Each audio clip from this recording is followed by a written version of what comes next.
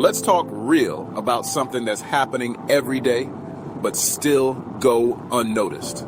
The racial inequities within the justice system have long been a pervasive issue in the United States, disproportionately affecting people of color.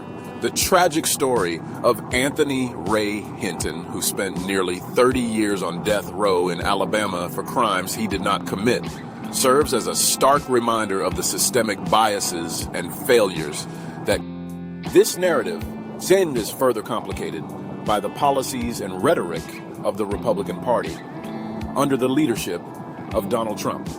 Voting is the only tool for marginalized communities to influence policy decisions and advocate for justice reform. Understanding the intersection of these political dynamics and their impact on marginalized communities is crucial for addressing the deep-seated inequalities that persist in our society.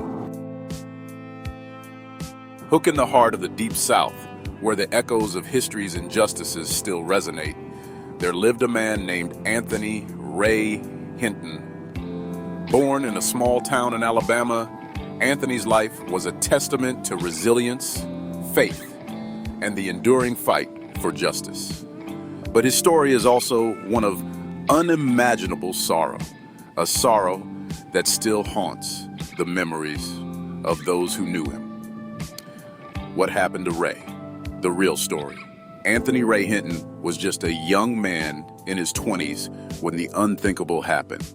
A brutal crime spree shook Birmingham, Alabama, and the police were desperate to find a suspect. They arrested Anthony, a black man with no solid evidence, no credible witnesses, and no motive. Yet, he was charged with 2 counts of capital murder. "Ray, they saying you did it," whispered his mother, her voice trembling with fear. "But I know, my boy. I know you ain't capable of such evil."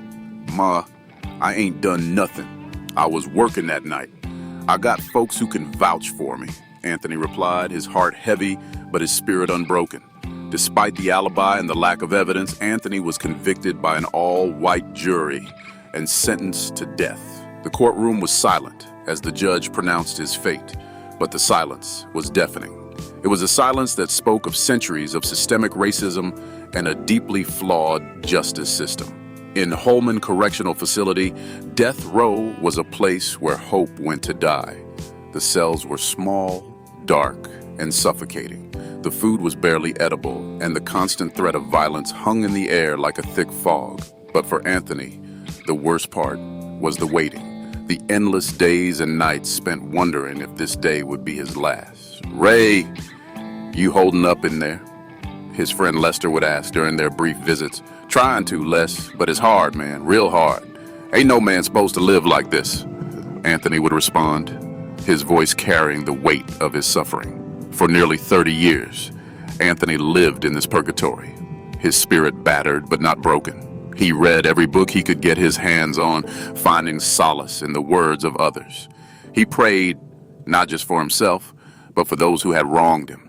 And he never stopped believing that one day the truth would set him free. "Ma, one day they gonna realize they got the wrong man. One day I'ma walk out of here," he would say, holding on to a fragile thread of hope.